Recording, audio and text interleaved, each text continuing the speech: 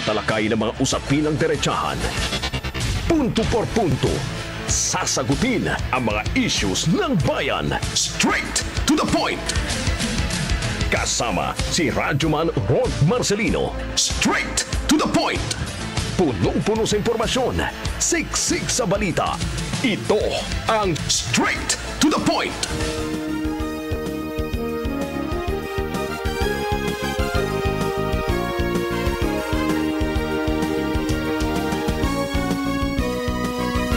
Straight to the Point.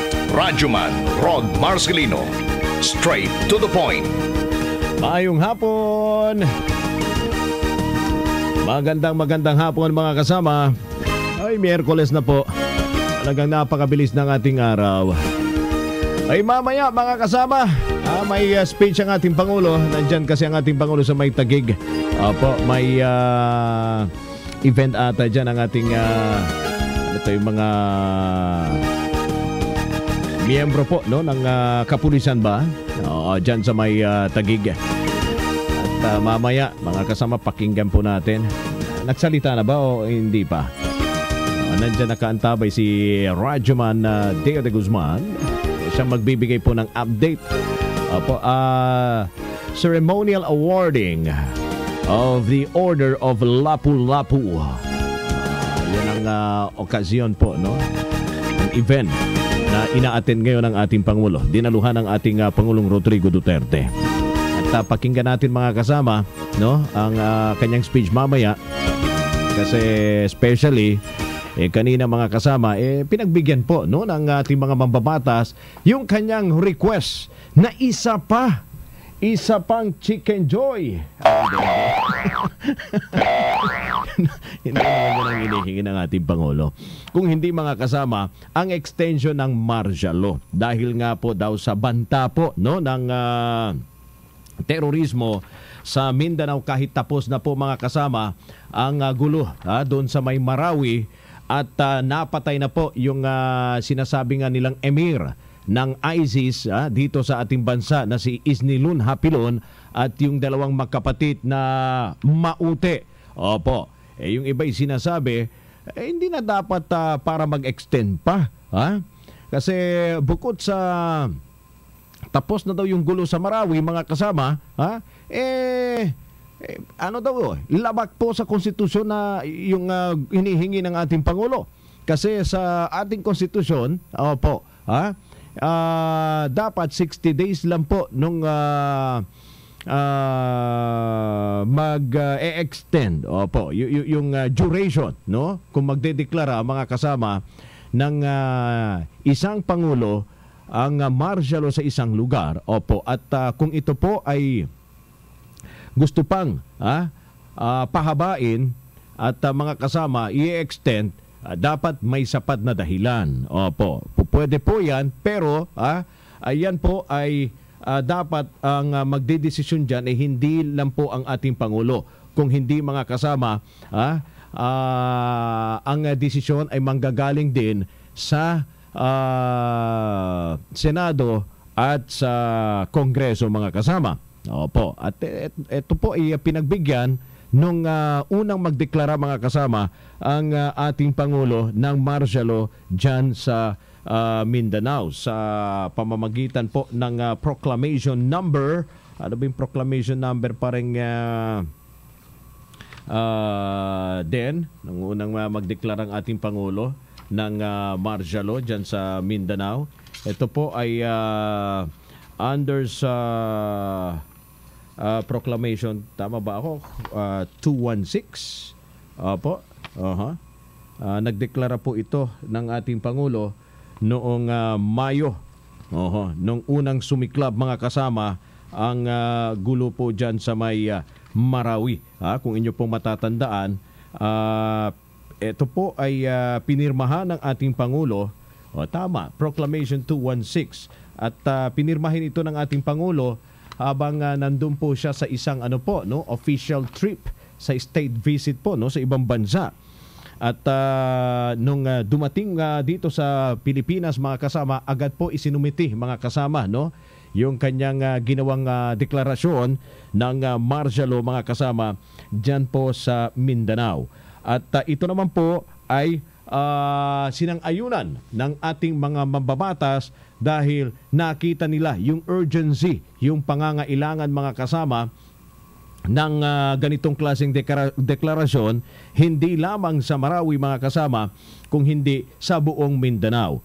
At mga kasama, sinang-ayunan din po ito ng ating mga mambabatas base na rin, mga kasama, sa dahilan ng ating Pangulo na nakita po nila ay yung dahilan ay sapat para, mga kasama, mailagay, no, sa batas militar o sa martial law yung buong Mindanao.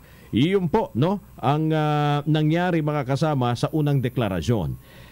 At itong proclamation number 216, mga kasama, yung pagdedeklara ng ating Pangulo na para sa isailalim ang buong Mindanao sa martial law, mag-expire o matatapos ngayong December 31, 2017. May 31 ba tayo ngayong Disyembre? Parang Ray, no? May 31. Tama ba? No, December 31. Yan po ay matatapos na po, no, yung deklarasyon ng martial law. Pero, mga kasama, ang ating Pangulo humingi po ng isa pa. Kung po pwede, bigyan pa po ng another chance. Para kagaya lang to ng kanta ni Victor Wute. One more chance, di ba? One more chance. Kasi, mga kasama, ayon sa Pangulo, base na rin po, no, sa kanyang sulat, no, kailangan magkaroon po ng extension. Yun, no. Yan. Abe?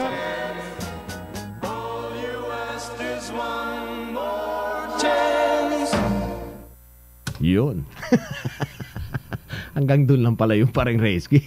Akala ko, itodo mo na. Kalahati lang. Yan. Golden end to old romance. Now I find you done but crying deep. Yung mga ganong klaseng kanta, i-ready mo yan. Ano bang number yan sa video, okay? Hanapin mo nga yan sa video, okay? Para sa Sabado, sa Christmas party natin. Ayan. Tama na. Yung kalahati niyan, i-reserve mo na para sa Sabado, sa Christmas party natin. One more chance. Yan ang po. Ang hiling ng ating Pangulo sa mga mambabatas. Na kung po pwede, bigyan nyo pa po ng one more chance. Parang sa pelikula lang din, no? One more chance, mga kasama. Ang martial law sa Mindanao. Dahil nga po, mga kasama, dito nga daw po sa banta ng terorista o terorismo sa Mindanao, especially, mga kasama, no, sa sulat po ng ating Pangulo, ang sinasabi ng Pangulo rito, primarily to ensure total eradication of Daesh-inspired Da'awatul, Islamiyah Waliyatul, Masrik, and other minded local foreign terrorist groups and armed lawless groups and the communist terrorists and their coddlers, supporters, and financiers. At kasalukuyan daw po, mga kasama, etong mauti, ISIS-inspired group, nagre-recruit na naman para po, mga kasama, sa pagbuo muli ng kanilang grupo sa Mindanao. Ito po ang nais ngayon, mga kasama, para itigil. At hindi na po matuloy pa, no, yung muling pagbuo nitong grupo. na kung saan mga kasama, napakalaking perwisyong na idulot mga kasama nito, especially sa Marawi. Na sa ngayon mga kasama, ang sitwasyon ng mga naapektuhan doon sa nangyari sa Marawi, hindi pa nga siguro nag-uumpisa para bumangon, para mag-umpisa muli sa kanilang buhay, sa perwisyo na kanila pong ginawa. May mga ano pa po sila, may mga pumatay pa doon namang inosente. Kaya, para tuluyan na po mga kasama, no? Matuldukan ang ganitong problema sa Mindanao, ang nais po ng Pangulo sa isa pang pagkakataon na mai-extend muli ang martial law sa Mindanao. Kasi base po mga kasama sa ating saligang batas, pag nagdeklara ka ng martial law, yung Pangulo, no? Yung punong ehekutibo, nagdeklara ng martial law sa isang lugar o sa buong estado, yan po automatikong suspended po yung tinatawag nilang writ of habeas corpus mga kasama.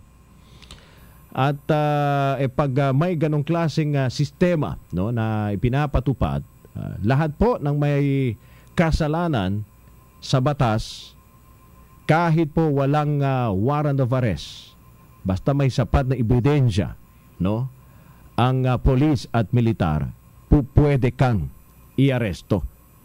Yan po ay base sa 1987 Constitution. Iba naman po mga kasama, no, yung martial law noon, no, nung panahon ni dating Pangulong Ferdinand Marcos, pati rito sa martial law na ipinatutupad ngayon dyan sa Mindanao. Opo. Kasi doon sa 1935 Constitution, yung medyo matindi mga kasama. Pero dito sa 1987 Philippine Constitution, kahit po mga kasama suspended yung writ of habeas corpus mga kasama, hindi naman basta-basta din mag-aaresto ang militar na kahit wala kang kasalanan. Unless mga kasama, may sapat na ebidensya rito ang militar mga kasama at ang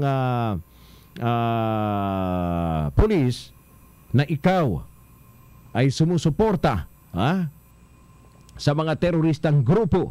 Opo, ikaw ay financier o ikaw ay bahagi ng isang terorista o komunistang grupo mga kasama, abay po pwede ka kaagad ipaaresto even without the warrant of arrest. Basta kompleto po yung ebidensya. Para maiwasan muli yung nangyari noon nung panahon po ni dating Pangulong Ferdinand Marcos. Yung 1935 Constitution na kung saan sino-sino lang po, no, ang inaresto doon. Kaya mga kasama, naging talamag din yung paglabag sa karapatang pantao. Na bueno, mga kasama, bago natin ipagpatuloy itong usapin ng extension ng martial law dyan sa Mindanao, mukhang nagsasalita na pong ating Pangulo at nandyan nakaantabay si Radyoman Pareng Deo de Guzman. Day, go ahead, Day. Sa Radyoman Rod, pakinggan natin ang tanong pati ni Pangulong Rodrigo Duterte sa kampo ng Philippine Army. What I promised right after deliberation of Marawi, and I'll give you 500 million for intervention. Yan after sa hospital. And isa yung kumpare ko na sundalo, kumpare ko yun. I assure you that you will have your hands again. Prosthetics na titanium. And I'm sure that you will go out and fight again for another day. My warmest congratulations to the awardees. Saludo po ako.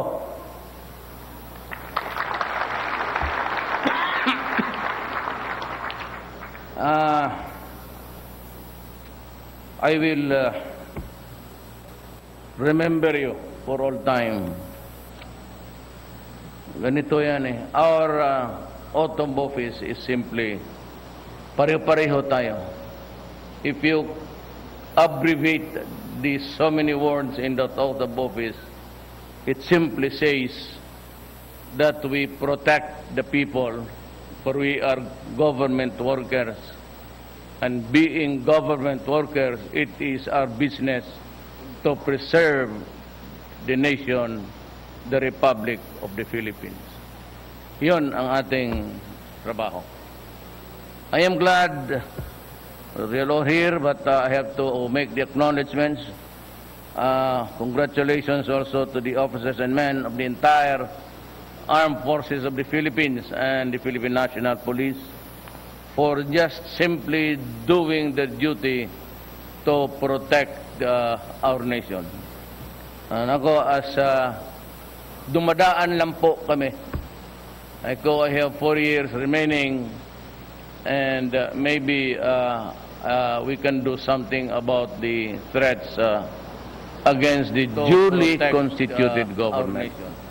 Wala naman tayong gustong pumatay.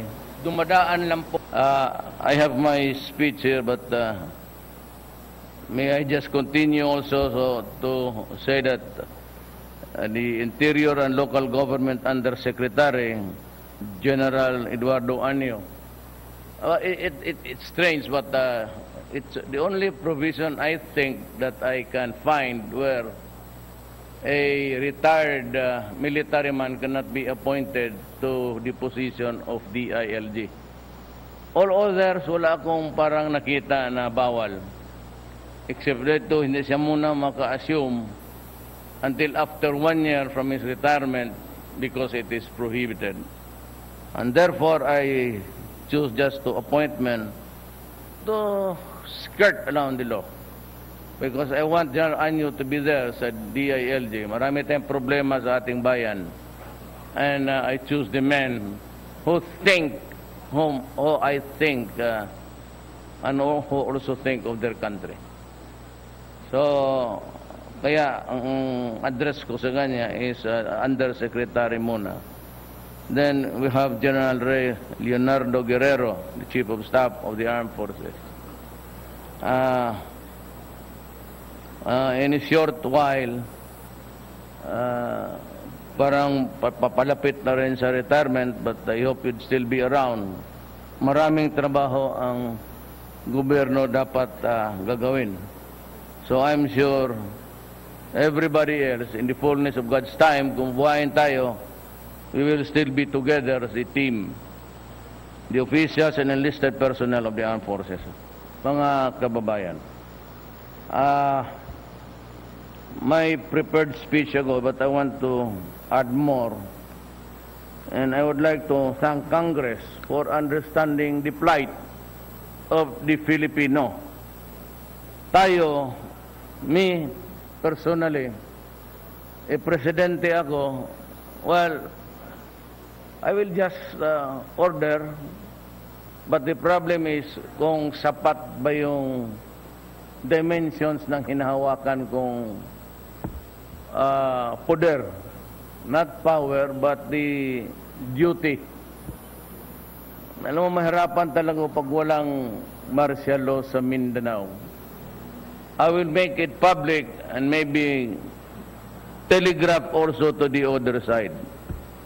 Alam mo, itong mga komunista, the terror group now called the communists, ito yung walang hidto na laban. And they have been fighting government for almost 50 years. And I hope we will not have to go into another 50 years. I do not want to kill my brothers and sisters who are Filipinos. Kung gusto naman talaga natin ng awa, I would have preferred a foreign country, hindi Filipino. At the problem is, sabi nga ng isang, I heard, which I think is a very appropriate, hindi makahintay. You know, because there are processes to follow, procedures to honor. Kaya itong martial law, without the martial law powers, the ancillary powers attached to the implementer, the implementing agency, mahihirapan tayo. Ilang oras lang tayo pwede mag-detain a person. The longest is 36 hours. You think you can really solve the problem, the crime? Mga criminal to eh. Hindi naman ito yung imbued with a sense of patriotism. You know, the crime rebellion is really very simple. Yung hindi masyado mabigat ang parusa. As a matter of fact, sometimes it is called the noble crime because yung iba mutiny, yung iba mag-rebel, mababa ang penalty, pati bailable ang members. You know why? Because we believe, and you believe, kayong lahat, makinig, that ang gusto ng mga tao na ito ang pagbabago for the better. That's the only reason, their motivation, their criminal intent is for change so that we can move and move better towards the best of the Filipinos. Ang problema, there are rules to follow. If you want change, then you have to go to the people and explain to them. Hindi natin problema yan, may mga drug lords, may mga mayaman, ayaw nang umalis sa pwesto, and they have been ruling dynasty after kasali na rin ako. Kasi it started with my father as governor, then ako naging, pati yung anak ko. Ano naman, sabihin nila politika, ang problema yung mga tao. Gusto ko nang mag-retire, sabi na, si Inday na lang. Who am I to say no if you think in good faith na talaga yun ang gusto ng tao?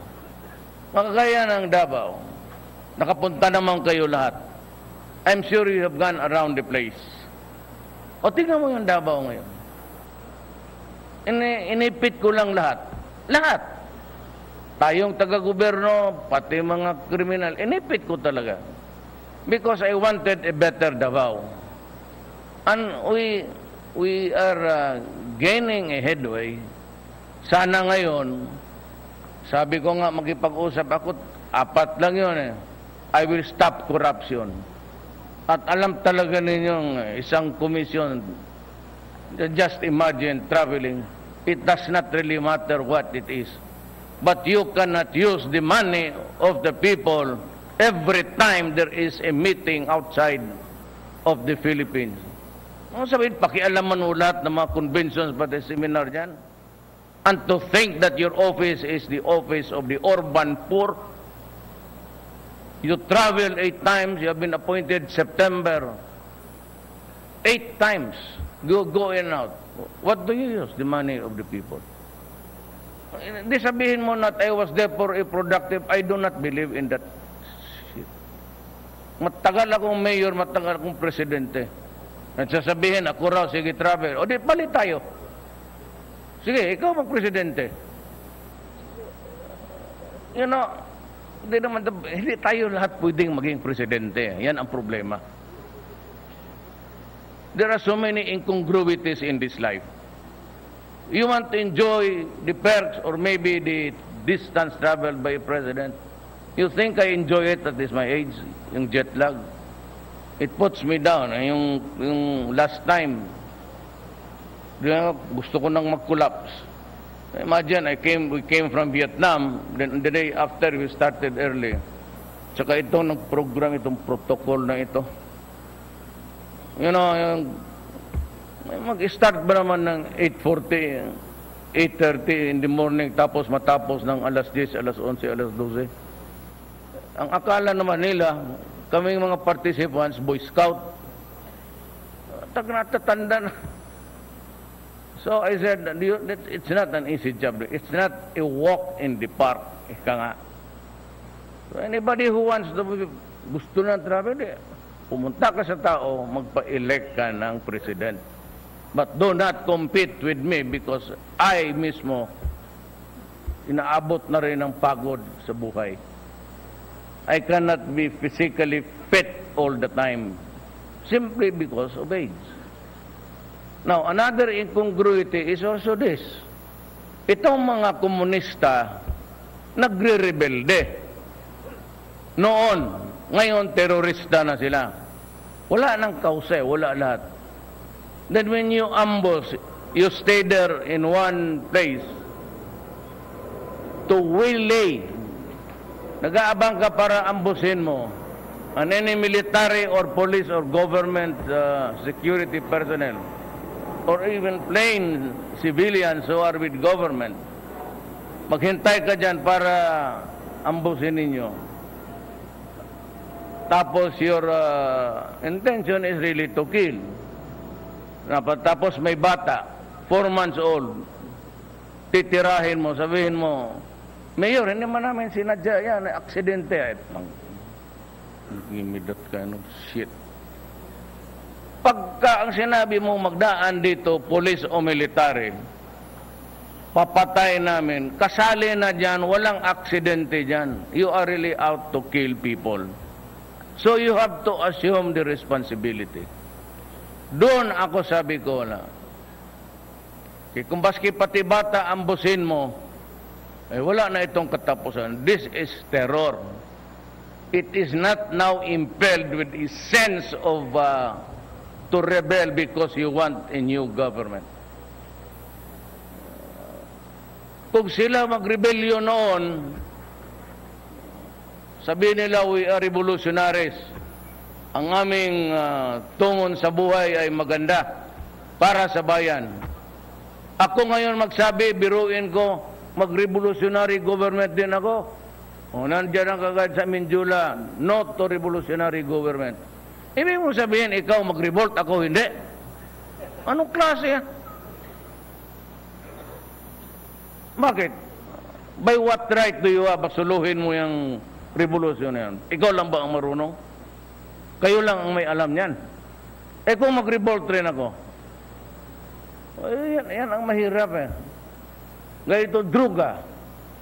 Sabi itong mga ulol na mga puti, mga doktor, nagpunta pa dito na drugs is temporary stupor. Parang lasing ka lang dyan. Bakit? Gumaganda ang droga. Why is it? It is punished all around the world. And even with a death penalty, for example, Indonesia, Singapore, and Malaysia. And the Philippines. Ito talagang, bakit nakakaproblema ang Amerika? And Shabu is the pinaka, according to studies. It gives you a bizarre behavior. Para kang unggoy dyan na walang isip. Violent, pati aggressive. Kung wala yan, droga, maganda yan. Bakit marami akong pulis pati sundalo na matay? Yan nga ang problema dyan.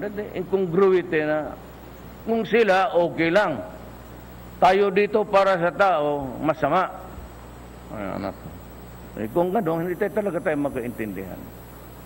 Akin hindi naman namumulitika, pero what did I promise the people? Including you. A Filipino, I promise to cut or eradicate corruption. And I am doing it.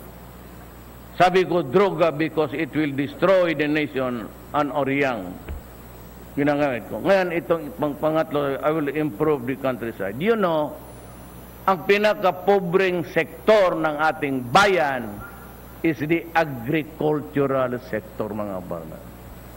If you continue your taxi, I'm addressing now myself to the communists.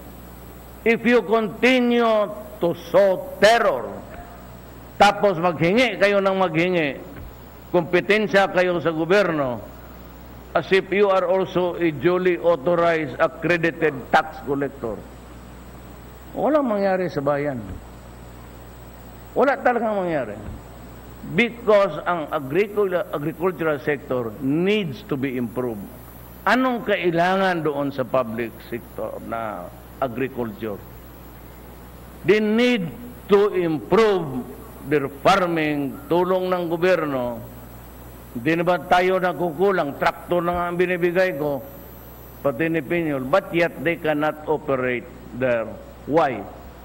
Nandyan yung komunista, pati yung mga multinationals, napapasok because the only thing that can improve agricultural endeavors is mayroong factory dyan. For example, in Davao City, sa taas, sa Kalinan, meron doong mga pinya pati, then you place the oil mill near where it is so you can save on cost, lessen traffic and all. At yung mga banana doon na ikaning. Yan ang pagpapa-improve ng agricultural sector. There has to be a industrial vis-a-vis with the farmers. Paano nandyan sila? Ambos dito pag hindi magbayad. Everyday sinusunog yung mga traktor. How can we? Tapos sabihin mo hindi sila terrorist. You're asking money from the poor. Kahapon meron na naghingi ng taxation pati ni radio mga bahay. Sabihin, gawain ng sundalo. Kayong mga nakikinig ngayong mga Pilipino, huwag kayong maniwala niyan. Walang sundalo ng kawatan. Yung sa Marawi nandoon ako, ano ba naman yung gamitin mo yung electric fan? Bakit? Ang sundalo ba makanakaw ng kotse? Saan niya ilagay? Pag move out nila, magsakay ng mga truck. Saan niya ipasok yung electric fans? Doon sa ilalim ng karsunsilyo niya? Ang pinaka-manipulator dito, yung politiko, hindi naman makatanggap ng talo. Sige ng sira, hindi naman makakasira. Kasi nagtatrabaho ako. Kasi alam nila na tinutupad ko yung salita ko. Pagka nagbitaw ako ng salita, baski yung mayor ako, pag sinabi kong tatapusin kita, tatapusin talaga kita. Yan ang prangka-prangka. Pag sinabi kong umalis ka dyan, kasi sisirain mo ang bayan ko, umalis ka dyan. Pag sinabi kong tatapusin kita, kung walang magtapos sa'yo, ako ang magtapos sa'yo. Kaya yan ang totoo dyan. So, napipika ako nitong mga komunista. So, there is 1 year. It's a big window actually for all of us. Now, I am not a dreamer, but the reality, pag 1 year, pag continuous ang bakbakan, maubusan talaga ng tao yan pati bala. At may meron ako mga attack helicopters.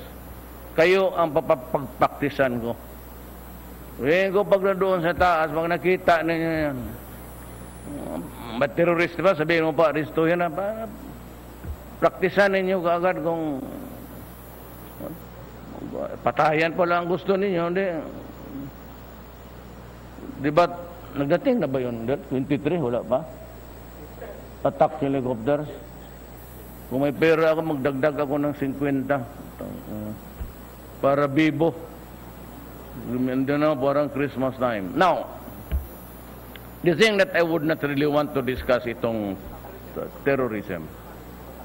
Aside from the communists, they are not rebels, they are the criminals of the communists. Itong Mindanao. Bigyan ninyo akong kunting panahon. Ang main line is the MI pati MN. Give me time to reach an agreement at you bear with me because I will be dwelling on reality. Sabi ko sa inyo, bago dumating nga yung Magellan na yan, isa pa yan, pagdating ko doon sa Cebu, ang monumento ng Gago, mas taas ba kay Lapu-Lapu? Sabi ko, puta, anong klase ito? Pag mapresidente ako, balikan ko kayo. Tayo ako ng malaking building na hindi ko sirain kasi magalit ng mga Espanyol. Lagyan ko lang siya ng mas mataas na building because Lapu-Lapu was the first Filipino to kill an invader.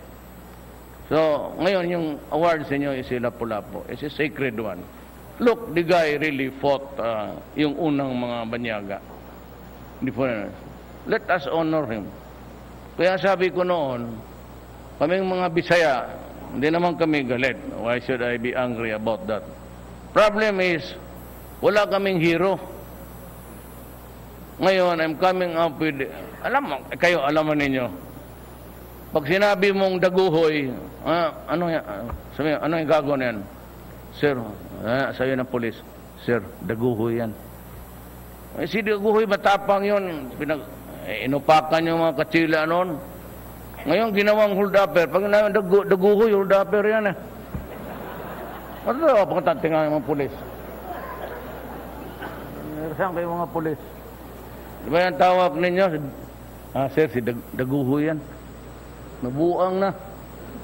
Yung Bisaya pala. Tapos yung aming, my father, sa Cebuano, binigyan kami ng hero. Ang hero na pinakasikat, yung award sa inyo ngayon, ginawang Lapu-Lapu, isda. Huwag ninyong pirituhin yan, ha? Stop. Maghanap tayo ng ibang pangalan dyan sa Lapu-Lapu na yan. Why do you take the name of the person in vain? He was the first Filipino to fight for our country. So much of that. Again, I would like to thank you. Wala kayong problema, I said. My intervention now, after the war, I will see to it that. And I have ordered the NHA to build cottages for soldiers who are still on therapy. Ayaw ko saan nila ilagay, pero hindi dito sa kampo. Sabi ko, wag. And my last topic would really be, binigyan ko kayo lahat ng baril. I don't know, it's the suppliers. The issue is not us. Binayad na natin, tapos na. Kaya lang, walang makasupply by thousands. Glock o kayong 45. Kasi nakikita ko, kayong mga sundalo, lumalabas ng kampo, you are sitting ducks, naked.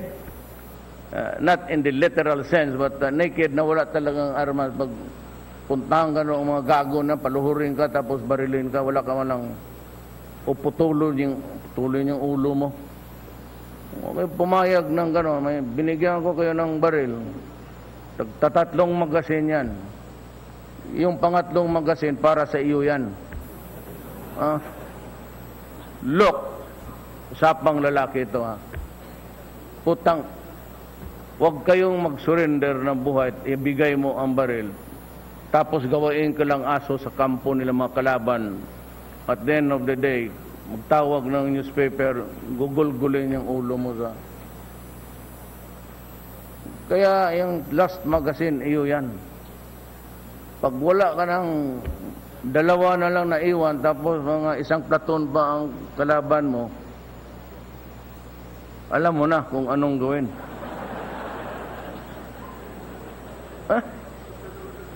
Mga gusto mo, i-televise ka nga ginigulgul ka?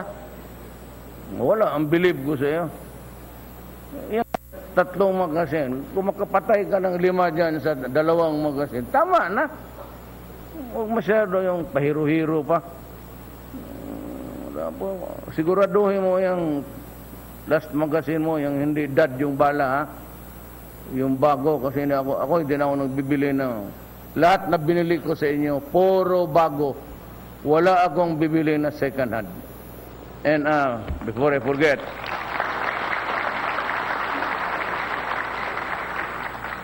these things come up to my mind as I go along. Hindi ka nagbabasa ng speech kasi bog yung uniforme ng sundalo na sira-sira.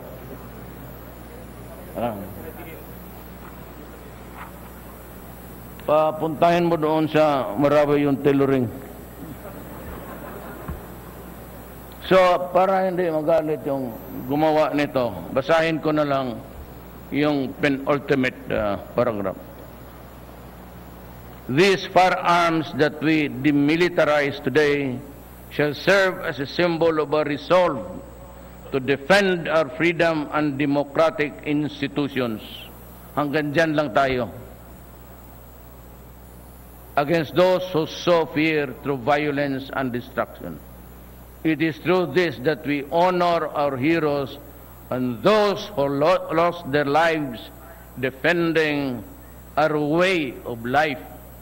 Kaya ako, bilisan ninyo sinabi ko, hindi naman niya kailangan talaga, isang parade ground lang, at pareho ng Fort Bonifacio, huwag ninyong ipagbili under the name of the Armed Forces of the Philippines, parintahan ninyo.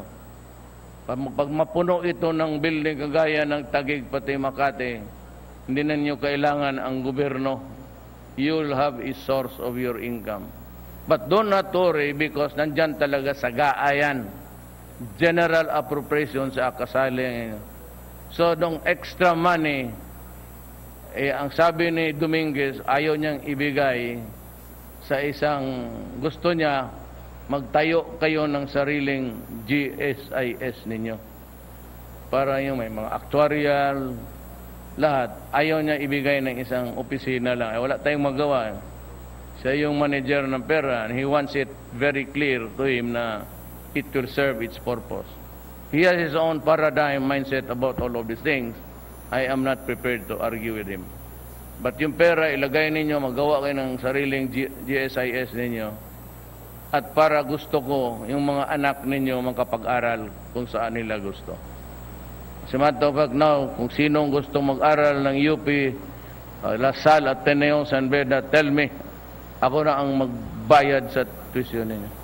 I want the soldiers to have sons and daughters. Sige mo lang kayo pakpak dyan, makinig kayo. Yung gusto ko na magkaroon din kayo, kaya ninyo magkaroon kayo ng anak na doktor, abogado. Kung ordinaryong, so yung bill liberal about especially the education of your children. To those who were wounded in action are here with us today, we confer you the Order of Lapu-Lapu as a recognition of your extraordinary and exceptional service to the nation.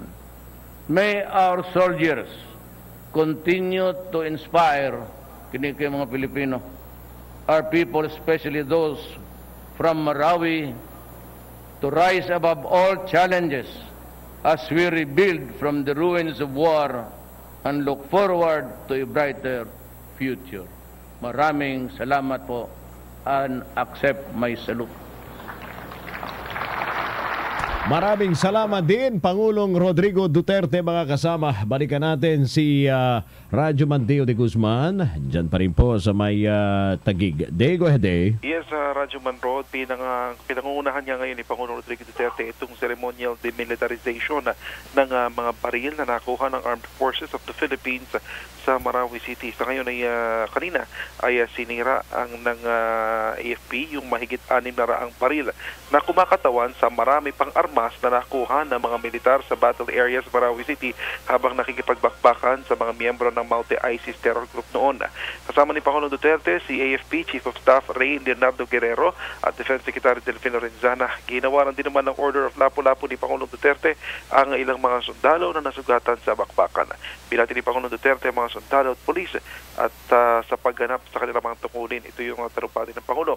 Binanatan din naman ni Pangulong Duterte ang mga biyahe nitong si TUCP Chairman Terry Ridon kung saan sinasabi nito na hindi naman kailangan na lahat ng mga symposium o mga seminar sa ibang bansa ay dinadaluhan at bumalat muli si Pangulong Duterte sa New People's Army o NPA sa kanilang pag-atake sa puwersa ng pamahalaan at mga sibilyan kung saan sinabi ni Pangulong Duterte na hindi lang ang NPA ang may karapatan na mag-revolt at nagagalit niya ang mga NPA kapag nung siya naman ang nagsabi na magdedeklara siya ng revolutionary government. Dinipensahan din naman ni Pangulong Duterte itong mga sundalo na inaakusahan ng ilan na nagnakaumano sa mga bahay sa Marawi City kung saan sinabi ng Pangulo na hindi nagnanakaw ang kanyang mga sundalo. Sinabi din ni Pangulong Duterte na pagpapraktisan ng mga attack helicopters ng pamahalaan ng mga NPA at kung may peraan niyang pamahalaan ay bibili pa ng mga 50 piraso na attack helicopters. Parang maging parang maging Christmas yung itsura, no? Oo, parang New Year. Oo. Tapos inatasan din ni Pangulo Duterte itong National Housing Authority o NHA na bigyan o magtayo ng mga cottages para doon sa mga sugatang sundalo. Pero hindi naman binanggit ni Pangulo kung saan dahil ayon sa Pangulo hindi daw doon sa kampo ng ng armed forces ng Philippine Army doon sa Taguig. Pinagmalaki ni Pangulo Duterte ang na wala siyang ibinigay sa mga sundalo ngayon sa loob ng kanyang administrasyon na second hand dahil ang lahat ng kanyang ibinili na kagamitan ng mga sundalo ay pawang mga brand new. At sinabi din ni Pangulo Duterte na gusto niya magkaroon ng profesional na mga anak ang mga sundalo kaya pinayuhan ito na huwag na ibenta yung kanyang lupain ng AFP sa Taguig City sa PGC at ito ay ipalis na lamang at basehan niya doon sa payo nitong si Finance Secretary ay magtayo ng parang GSIS para sa mga sundalo na siya namang magbibigay ng mas malaking pondo para sa mga sundalo at mga magre-retiro ng mga military men. May sinabi pa siya, Day, balikan niya yung estatwa ni Magellan. Kasi mas malaki pa daw yun. Actually, sinabi ni Pangulong Duterte kagabi naman, lalo pinaalala niya doon sa mga opisyal ng pamahalaan na ayaw niya ng mga picture niya na nakikita doon sa mga office ng mga government offices, di ba, kapag pumasok ka kunwari sa isang tanggapan ng isang congress ng isang congressman o mayor o yan, mayor. Sa likod ng kanyang lamesa. Sa likod ng kanyang lamesa, may larawan ng presidente. Oo. Ngayon, ang sinabi ni Pangulong Duterte, base na rin doon sa memorandum na kanyang inilabas nitong, if I'm not mistaken, September, ay sinasabi niya na imbis na larawan ko ang isabit nyo dyan sa mga tanggapan ng pamahalaan. Kaninong larawan? Lapu-lapu? Larawan. Dagohoy. Dagohoy. Larawan ng mga bayani. Nakasama na si Lapu-lapu doon. Mga ganong bayani. Yun ang dapat. At saka sabi ng Pangulo, walang epekto sa kanya. Ibig sabihin pa nga nun, parang sa kanya, sumisip-sip ka. Imbis na ginagawa mo dapat yung trabaho mo, sumisip-sip ka. Ang mas magandaan niya kaysa ilagay yung picture niya, bayani ang mga ilagay, tapos magtrabaho ka ng mabuti. Mas matutuwa pa daw siya doon. Pero di ba may ano din yan? Parang may proclamation ba o executive na? Memorandum circular. May memorandum circular. 26. So dapat lahat ng sangay ng gobyerno may picture ng Pangulo. No. Picture ng bayani. Picture ng bayani. Yung picture ng Pangulo, sa anong proklamasyon niya? Wala naman. Wala ba yan? Wala. Kasi dati pati sa mga eskwelahan, di ba? Sa mga eskwelahan, may ano talaga, picture ng bayan, paano ba? Basta sa classroom kasi yun minsan makikita mo. Di ba, sa classroom, depende sa mga estudyante, sa mga teachers kung anong magiging design ng klase. Pero kapag sa public school kasi, usually merong may picture yan ng presidente ng Pilipinas, current president, at yung iba naman kasing classroom, merong mga pictures ng mga past presidents, all the presidents, ganon. Tapos meron namang mga bayani, depende yan. Pero usually, kapag government, ay meron picture ng presidente. Ganun ba yun? Yung current president. Wala palang inaatas dyan na ilagay yung Yung sa aking pagkakaalam, dahil wala namang binabawi yung memorandum ng Pangulo nung yung memorandum circular number 26. Yung pinirmahan yung memorandum circular na ayaw na niyang makita yung mukha niya. Yes. Okay. So, ngayon, dapat tanggalin na yan lahat ng mga mga opisina ng gobyerno, no? Dapat tatanggalin na yung mga ganon. May raffle ba kagabi, Day? Saan? Christmas party namin. meron. Hindi naman nawala. Simple lang kung ano yung mga regular na nakikitang raffle lang din. Sa ibang mga Christmas party. Ay, ganun lang din. Yung mga natanggap ng mga maswerteng nabunot. Hindi ako kasama doon sa naswerteng nabunot. Magaling din palang kumanta si... kumanta si Presidente. Yung taka 1, 2, 3, 4 atang kanta. Nakaapat na kanta. Yung mga kaedad niyang kanta. Pero di ba parang may isa ata siyang ginanta doon na medyo bago. Josh Groban. Josh Groban. Yung You Raise Me Up. You Raise Me Up. Yeah. Pang doxology. You Raise Me Up. Dahil gustong-gusto niya yung meaning nung kanta na yun at naaalala niya yung kanyang nanay, yung mother niya kapag yun ang naririnig niyang kanta. At syempre yung Ikaw, yung paborito niya. Yung paborito niya. At meron pa isang mahaba, I forgot the Magellan or nakalimutan ko. Kayo yung Bilame? Hindi, nakalimutan ko kung anong title eh. Basta mahaba yung kanta, nasa kulang-kulang 10 minuto yung kanta eh. Gano'n. Yun, si Secretary Bongo, yun yung nag-concert kagabi. Aba? Oo. Hindi lang pala isang kanta. Hindi lang. May concert. Inako, Madami-dami, may anim yan. Inari na niya yung mic. Oo. Si Secretary Martin Andanar, kumanta rin. At si Secretary Harry Roque, kumanta rin. Pero alam ko si Secretary Martin, magaling yan eh. No, kinanta niya yung mga magaling kumanta yan. Ni Chairman of the Board, Frank Sinatra. Aba, mahilig din pala siya sa mga ganong kasing kanta. No? Although hindi naman niya yan naabutan eh. Medyo bata-bata pa yan eh. Oo, bata. Okay, ikaw, kumanta ka. Kumanta rin. Oo, ayun. Hindi nawawala yun. Siyempre. Ang Aerosmith natin dyan. Alright, thank you very much. Okay, yun po na mga balita mula dito naman sa Taguig para sa mga Radyo Mandeo de Guzman ng DZXL 558 at RMN. Maraming salamat, Radyo Mandeo de Guzman, mga kasama live and direct mula po sa Taguig. At kasama po ang ating Pangulo dyan sa isang event ng Philippine Army, mga kasama. Opo, at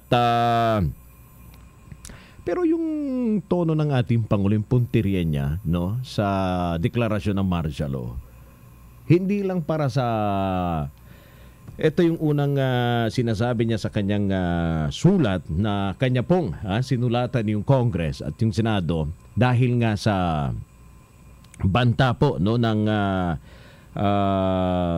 grupo ng terorista dyan sa Mindanao. Although kasama naman, no, mga kasama, yung komunistang grupo na ngayon, mga kasama, isa na pong terorista. Base sa pinirmang proklamasyon ng ating Pangulo, ang National People's Army, yung NPA, mga kasama. Pero kasi kung kasama yung NPA, pag sinasabi nating grupo po ng CPP-NPA, hindi lang naman yung mga kampo na mga ito na nakabase sa Mindanao. Di ba? Parang din. Pero siguro, dahil sa bukod sa may mga din NPA dyan sa Mindanao, pero ang pinakabanta talaga, mga kasama, itong iba pang mga teroristang grupo na nandyan po sa Mindanao na matagal na pong nagbibigay ng problema sa ating gobyerno, especially yung mga taga Mindanao. Opo. Kaya nung ginawa nga po itong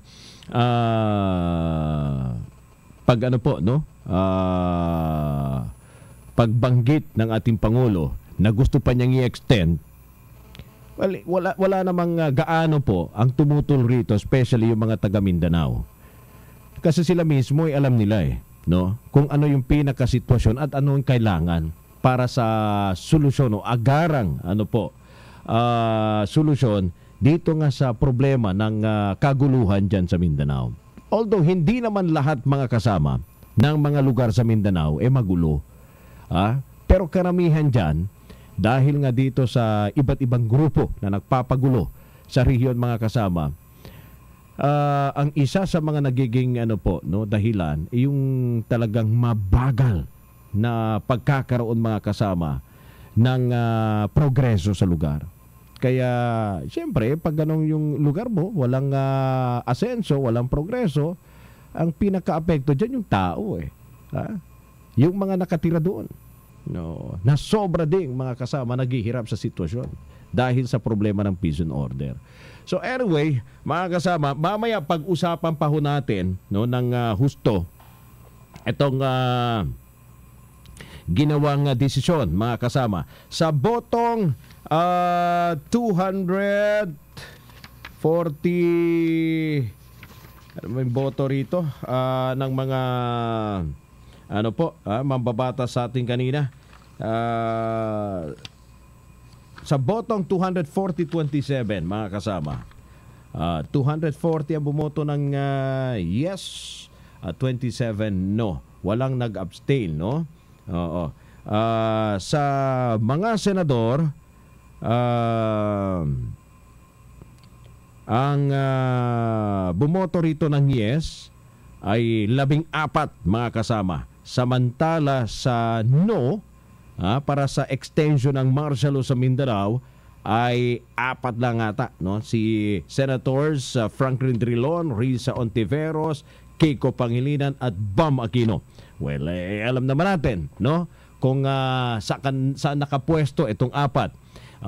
Sila po ay galing sa opposition. So talagang wala ho talagang inaasahan na suporta dyan mga kasama from the request of the President to extend the martial law. Pero karamihan po ng mga senador, although yung iba medyo nagdadalawang isip pa, no, sa pagsuporta mga kasama sa extension ng martial law, pero sa bandang huli ganun pa rin, no, ang naging desisyon ng majority mga kasama to extend the martial law sa Mindanao. Pero mga kasama, no, gaya ng sinasabi nga ni Congressman Edsel Lagman ng Bicol nung makausap natin dito sa programang Straight to the Point, kasi nung maitanong ako sa kanya, nung naitanong natin sa kanya kung sakasakali, because alam naman natin mga kasama, ang laro dyan pag presidente na ang humingi, talagang sigurado majority wins. Opo, halos lahat ng mga congressman nasa administrasyon, and even mga kasama, no, sa Senado, karamihan din sumusuporta sa administrasyon. So matik na po yan, at alam na po natin kung ano po ang magiging whether sinasabi nila anong basis, kasi wala nang gulo sa Marawi, so wala nang invasion or rebellion. Yan lang naman mga kasama ang basis para po sa isang punong ehekutibo o sa isang presidente na po pwedeng magdeklara ng martial. Dapat mga kasama may rebellion o invasion na nakasalalay rito mga kasama yung seguridad ng Estado. Opo. Wala nang gulo sa Marawi at wala nang invasion. Kasi napatay na yung 2 lider ng sinasabi nilang ISIS-inspired terrorist group na Maute. So ano pa yung dahilan? Pero base dun sa sulat ng ating Pangulo, ang sinasabi nga niya, patuloy pa yung ginagawang pagre-recruit at nandyan pa yung iba't ibang mga yung mga grupo ng terorista, kasama na yung komunistang grupo. So asan yung invasion? Opo.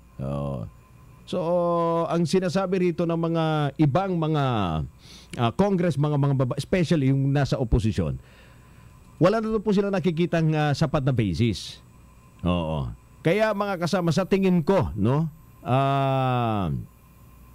kasi pwede po yan kahit naaprubahan na po, no, ng 2 kapulungan ng Senado at ng Kongreso, pero kung mayroon po magpa-file ng petition sa Korte Suprema, yung Korte Suprema kasi magsisilbing referee din po dyan at re-reviewin at titignan mga kasama kung tama ba yung ginawa ding desisyon mga kasama ng Kongreso at Senado para pagbigyan, no, yung kahilingan mga kasama ng punong ehekutibo para ilagay, no, sa batas militar yung isang rehiyon. Kagaya po ng ginawa po nilang desisyon kanina sa botong 240-27, naaprubahan nga po, no, yung nais po ng Pangulong Duterte na ma-extend ang martial law sa Mindanao. Pero so far sa ngayon wala pa hong ganon, wala pa po tayong naririnig, and even from the opposition na magpa-file po sila, no, ng petition sa Korte Suprema para ihingi, no, mga kasama, to suspend the decision.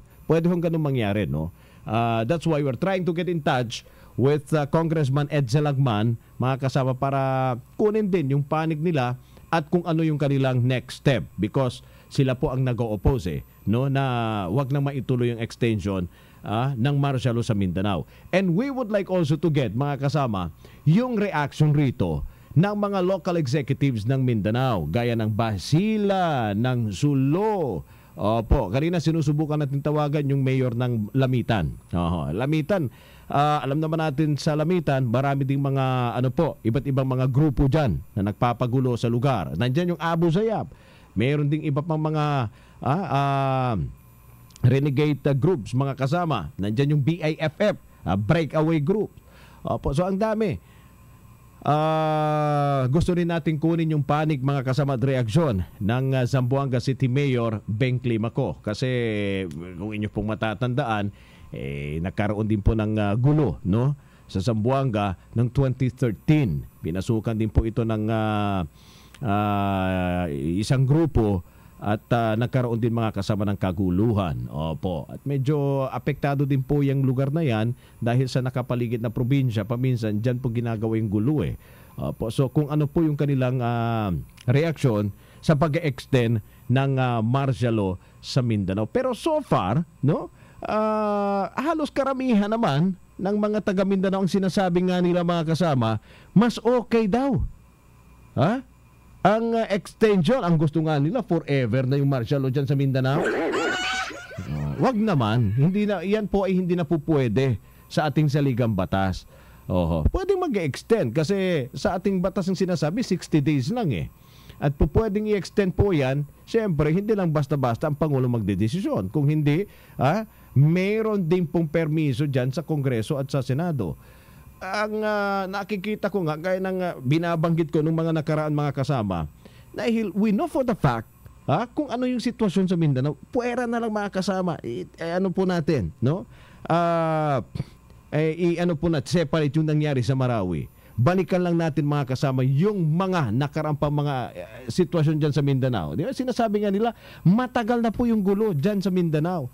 Especially, mga kasama, no? Yung malalayong lugar. Again, hindi naman lahat ng lugar sa Mindanao magulo. Pero yung ilang mga lugar dyan na matagal na pong magulo. At ang nagpapagulo rito, etong mga grupong mga terorista. Kaya siguro, mga kasama, no, kung bakit karamihan pabor, dahil ang isa sa mga iniisip at nakikita nila, baka eto na. Yung martial law na. Ang magbibigay, mga kasama, hindi man, no, totally 100% na solusyon. Baka mabawasan man lang. At mahuli na, etong iba't ibang mga grupo na nagpapagulo dyan sa lugar. Siguro, yan din po. Yan ay ano ko lang, opinion ko lang po, no? Kung bakit, mga kasama, karamihan ng mga taga Mindanao din, pabor ho sa martial law. In spite, mga kasama, no? Etong mismong salitang ng martial law, medyo may phobia na yan dyan eh. Di ba? Parang, then, yung martial law mismo, bakit paboro yung mga taga Mindanao? Ngayon, in-extend pa.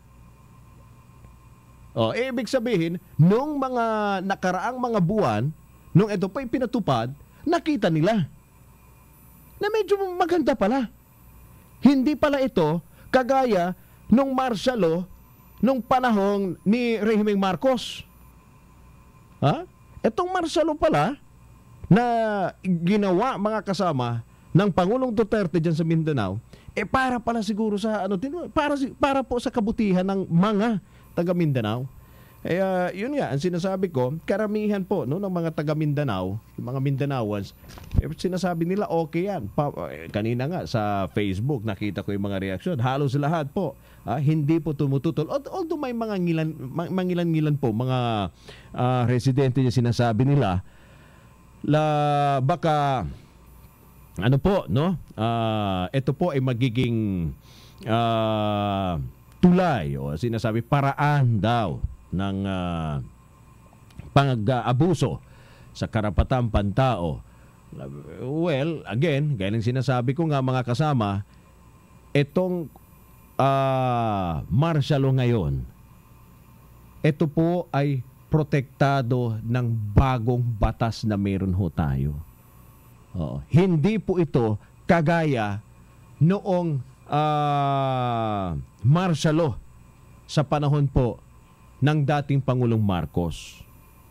kung hindi mga kasama, etong martial law ito po ay nasa ilalim na po ng 1987 Philippine Constitution, Section 18, Article 7, parang din, dyan mo mababasa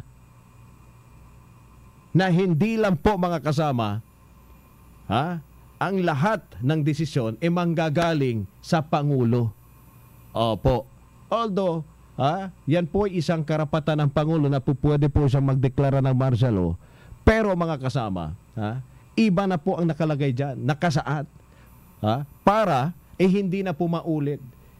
Kagaya po nung nangyari noong panahon ng dating Pangulong Ferdinand Marcos na siyang nagsilbi mga kasama ng leksyon at nagpabago mga kasama sa ating konstitusyon. So anyway, it's 5:24 ng magandang hapon. Radyoman Rod Marcelino, straight to the point. That portion was brought to you by Kala Detergent Floral Fresh. Kahit madaming labada, ang fresh mo girl.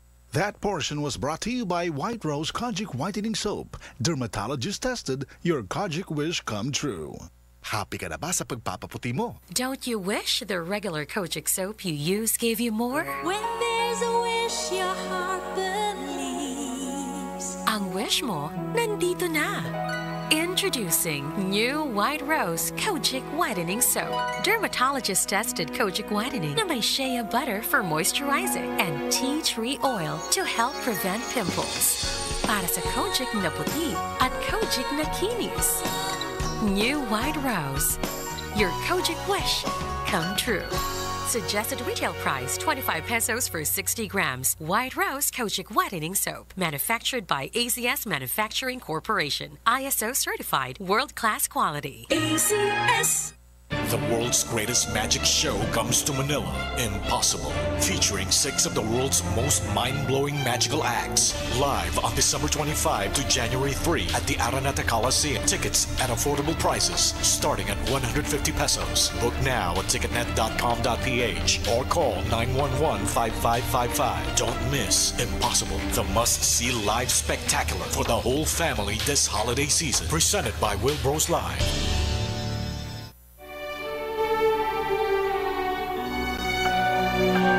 For God so loved the world that he gave his only begotten Son, that whoever believes in him shall not perish, but have everlasting life.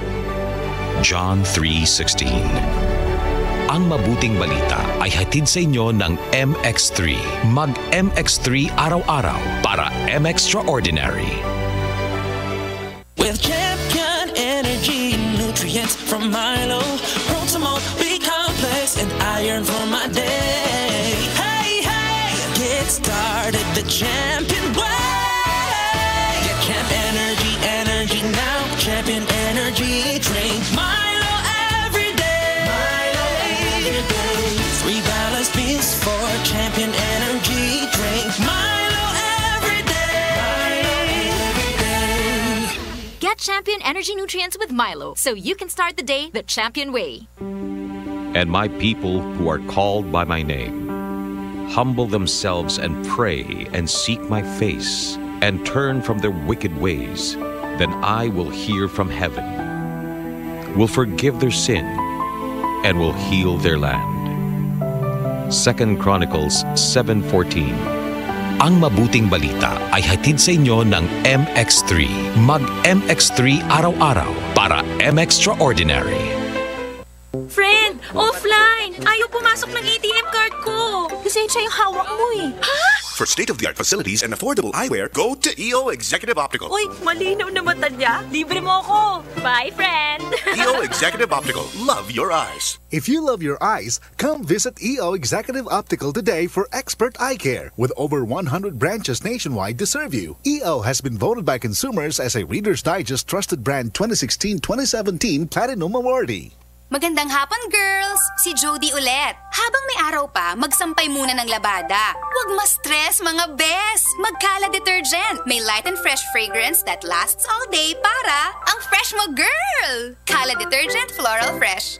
Dahil may light and fresh na bango, feeling presko ka with Kala Detergent Floral Fresh. Ang galing ng #1 Smart Dishwashing Paste, nasa Smart Dishwashing Liquid din. Tanggaling-galing sa presyong magaling din. May tanong kami sa mga misis. Mas importante ba ang paramihan ng hinugasang plato o ang tunay na kalinisan nito? Hoy, misis! Kahit milya-milyang plato ang kaya ng dishwashing liquid mo, sa kaunting patak na hinalo sa tubig, sigurado ka bang tanggal ang sebo at bakterya? Hoy, misis! Dapat magpaka-smart tayo. Sa Smart Dishwashing, tanggal ang sebo, tanggal ang bakterya. Tanggaling-galing! Kaya misis, magpakatotoo. Mag-Smart Dishwashing tayo. Smart Dishwashing, manufactured by ACS Manufacturing Corporation. ISO certified, world-class quality. ACS Pride Bar, hindi lang puti, kisla puti. Pag nilaban sa Pride Bar Blue, ang puting damit ay magiging Mas puti ito, mas puti ito, mas puti ito. sa Pride Bar Blue. Pwedeng hindi na ako magtina, anyel o bleach dahil ang Pride Bar Blue ay may power whitener na nanunuot sa bawat hibla. Kaya ang damit ay kisla puti at panayan pa sa kamay. Mas puti ito, mas puti ito, mas puti ito. Pride Bar Blue with power whitener. Di lang puti, kisla puti. Pride Bar Blue. Manufactured by ACS Manufacturing Corporation. ISO certified. World-class quality. ACS DZXL 558 RMN Manila. Extra large sa balita at komentaryo. Mga usapin na may pakialam ang taong bayan. Straight to the point. Ay, opinion nyo muna mga suki.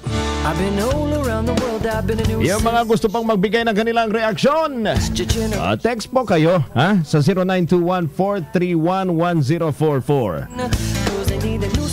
Kaya mo na MJ, yung ating mga radyo man na lang ang ating kakausapin ngayong hapon. Medyo busy daw po yung mga tinatawagan namin para ay kumuha ho tayo ng reaksyon sa kanila. Dapat din natin intindihin yung kanilang yung kanilang schedule.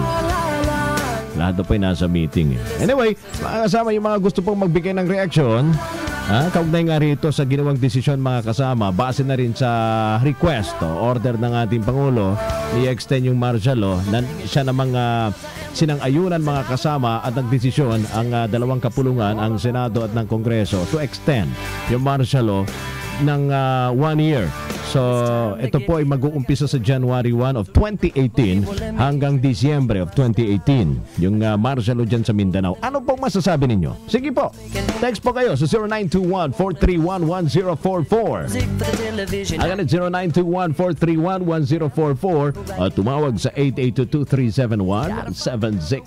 882-2371 and 76. Magandang hapon muna sa mga suki natin dyan na kanina pa po ay nakatutog yung mga Uber at Grab. Medyo tumaas gayon yung singil, no? Napansin nyo? Ganun ba talaga? Oy, eto, mamaya, meron po akong sasabihin sa inyo tungkol rito sa Uber at Grab. Ito mismo ay galing sa Uber driver. Ay, hindi, Grab driver, opo, galing mismo sa kanya. At gusto ko lang kumpirmahin ito. Ewan ko lang kung ito ba yung narinig nyo na. Especially mga kasama, pag kayo ay nagka-cancel ng book. Kasi ngayon, dahil siguro sa ang daming nasa labas, ang daming nagmamall, ang daming nagsha-shopping, o yung iba ay talagang nagbabanding kasama yung pamilya, mga kasama, no? Kaya pati yung traffic, sobrang doble yung sitwasyon Terrible. Kahapon nga dito sa may ESA, umuwi po ako ng alas 3. Abay alas 7 na ng gabi, nandito pa rin ako sa may sa may area ng Pasay. Ganon ho. Kagrabe. Halos hindi na po umuusad. Pwede ka pang bumaba, magmerienda, babalik ka, hindi pa nandun pa rin yung mga sasakyan na katabi mo. Ganon ho katindi yung traffic. Terrible. Ang sabi mga kasama ng isang Uber, Grab driver, pag kinancel mo daw yung iyong parang yung iyong booking, sa Uber, ewan ko lang kung sa Grab ganun din, yung palisiya, kasi kausap ko Uber driver Pag kinancel mo daw yung booking, i-charge pala yun sa'yo ng 100 pesos? sa susunod na booking. Ganun pala yun. I-charge sa'yo ng 100. Paano pag sobrang ako? Sinasabi in 3 minutes, nandun na. Umaabot na ng 2 taon, hindi pa na dumarating siya. Pagkatapos ako late na sa aking appointment, siyempre maghahanap ka ng ibang paraan, di ba? Ganon ba yun? Pero kayo ho, alam nyo ba yun? Siguro hindi lahat alam yan parang din, di ba? Kaya pag nag-book huli daw kayo, siyempre nakarehistro kayo lalabas yung pangalan, makikita yung history na nakailang beses kayo nag-cancel ng booking. I-charge yun sa inyo. Kaya pala tumataas yung pamasahe, kahit hindi masyadong malayo yung destination mo, mataas. Kasi nandun na kasama yung penalty sa'yo dahil nag-cancel ka ng iyong booking. Ay talaga. Pwede ba yun? Okay ba yun? Hindi ko lang, ewan ko lang sa LTFRB, no? Kung para sa kanila, okay yung ganong klaseng sistema. Para sa akin, hindi din tama ata Kasi karapatan natin, kaya nga tayo nag-Uber, nag-Grab, pasensya ko kayo, mga driver. Ang dami pa naman nakikinig kahapon, yung Uber na sinakyan ko. Nakikinig sa atin. Oo. Kaya nga, di ba, Uber, kasi nagmamadali ka. Kasi kung sasakay ka ng jeep, pila ka na mahaba, di ba? Kung taxi naman, hindi naman po lahat. Pero yung iba choosy. Opo, napaka-choosy. Pero kung mag-book ka, hindi ka iisnabin ng driver Kasi di ba, nakabook, except mga kasama, kung ikaw ay inisnap ng Uber, sasabihin sa'yo, the driver canceled your booking. Mga ganon, lalabas mo. Pero mabilis ka pa rin maghanap ng ibang driver. Ikaw, kung tingin mo napakabagal, yung pagdating sa yung pick up sa'yo, you have all the rights. Kasama yun siguro ng bilang passenger, bilang karapatan. Ngayon, i-charge pala yun sa'yo. Pag ewan ko lang. Anyway, subukan nga natin kausapin yung Uber dyan at yung LTFRB kung bakit meron ho silang ganong klaseng polisiya. Para sa akin, hindi makatwiran po yan sa mga pasahero. Tingin ko lang anyway, mga kasama, 5:36 ng magandang hapon. Again, 0921-431-1044 para sa mga gusto pong magbigay ng kanilang reaksyon. Straight to the point. That portion was brought to you by Columbia. Maligayang Pasko mula sa Columbia International Food Products Incorporated.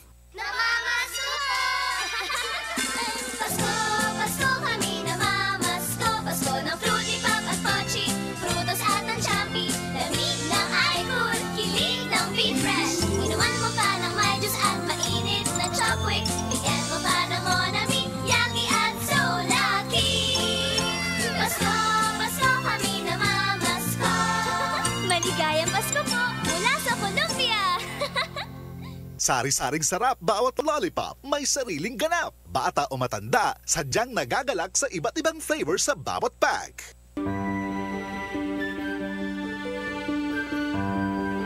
Heaven and earth will pass away, but my words will not pass away. Matthew 24:35. Ang mabuting balita ay hatid sa inyo ng MX3. Mag-MX3 araw-araw para M-Extraordinary. Ma!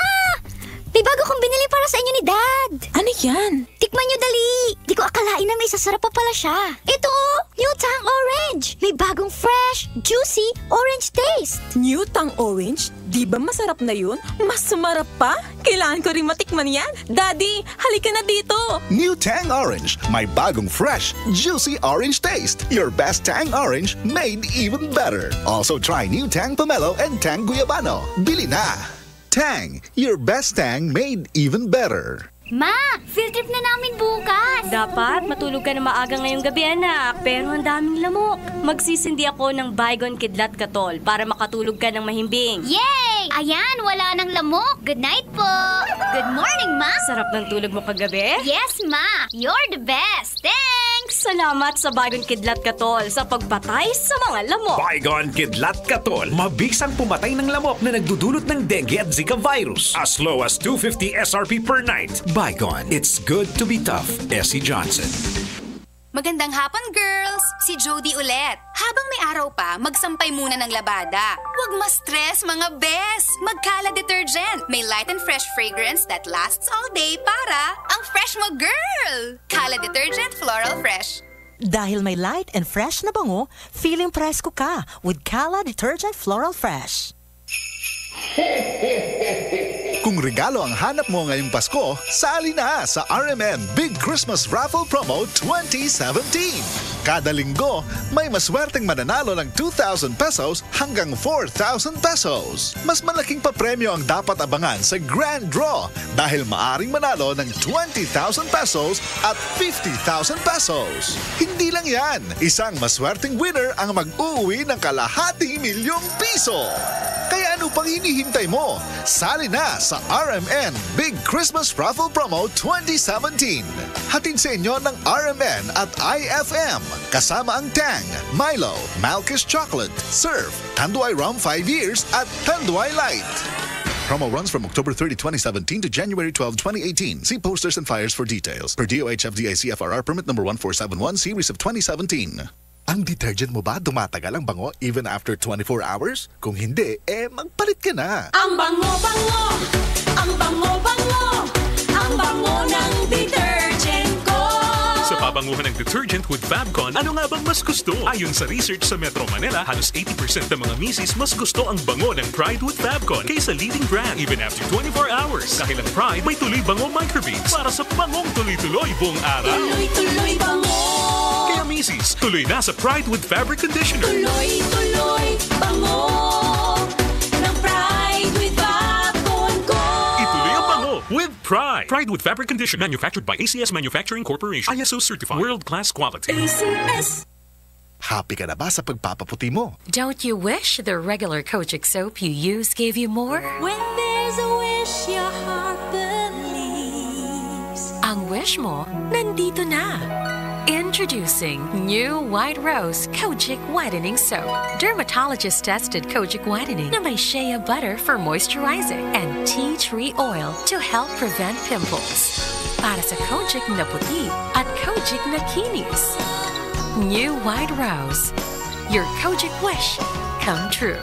Suggested retail price, 25 pesos for 60 grams. White Rose Kojic Whitening Soap. Manufactured by ACS Manufacturing Corporation. ISO certified. World-class quality. ACS. DZXL 558 RMN Manila. Extra large sa balita at komentaryo. 41 minutos makalipas ang alas 5 ng magandang hapon mga kasama. May ambush interview po ang mga miyembro ng media sa ating Pangulong Duterte at nandyan pa rin po ang ating Radyoman Deo de Guzman sa may Taguig area po. Deo, go ahead, Deo. Yes, Radyoman Rod, pakinggan natin ang ambush interview kay Pangulong Duterte. Demands of the moment. May ililipat ako tapos may gagawin akong mga kampo na bago. But at this time, I am not prepared to spell it out before the public. Sir, after po nung extension niya, pwede na siyang umupo as Bucor Chief? Yeah, I said I will extend his tour of duty to something like 2 to 3 months. Once the projects are in place or operational or functional, then he goes to the Bucor. Bucor, mas malawak rin yan kasi marami tayong problema sa mga penal colonies and other places of the, not really detention, but prisoners convicted by final judgments of serving sentence. Sir, last question on my part. May napili na po ba kayong kapalit ni General De La Rosa? Wala pa. I leave it to the... I usually do not interfere. I don't know if they have a sort of an entity within the PNP na tasked with reviewing senior officers promotion. So parang Board of Generals ng ibalik ninyo yung original. Yes, sir. Alain mo itong pulis, anong ranggo ng SPO4? What is the equivalent of that in the Army? No idea. How about you? Kasi itong pulis, pati ako pag sa SPO1, what's so special about special police? Kaya sabi ko, ibalik ninyo yung police private first class, police corporal, police. Bakit pag hanggang ngayon hinahanap ko yung general na nag-invento niyan? Gusto kong kausapin, no? You know, the fun of changing pati yung mga logo. Minsan bagong chief of office, nakaganon sila pula po. Tapos pag bagong chief PC nun, nandito na naman yung sundang nila pula po. Meron naman dito na taga niya yung sarili niyang paa. Those changes are really very unnecessary. To just add to the expense of the ordinary man, soldier or policeman. That has to stop. That has to stop. Yung ano lang, at least during my time, walang, kung ano yung naabutan ko, yun na yun. It's not really in the insignias or uniform. It's how you deliver the message to the soldiers. How you inspire them to work and to endure. And they have a good record sa ano, and the army can testify to that, the armed forces, of their crucial role noong sa Marawi.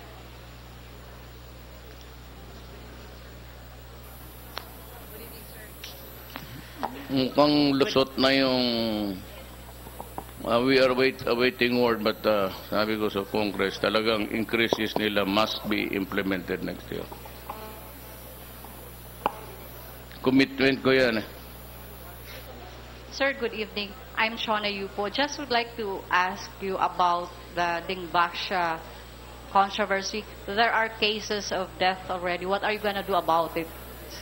I am not an expert, and I do not assume that those deaths are already automatically connected with the side toxic effects of, unless there is an investigation. And the person whom we are trying to attribute the responsibility is given a chance to be heard and to air their findings in public. Total, mayroon naman tayong another set of experts who say that it is good. Ito naman ang manufacturer, it's a reputable company in the world of drug manufacturing.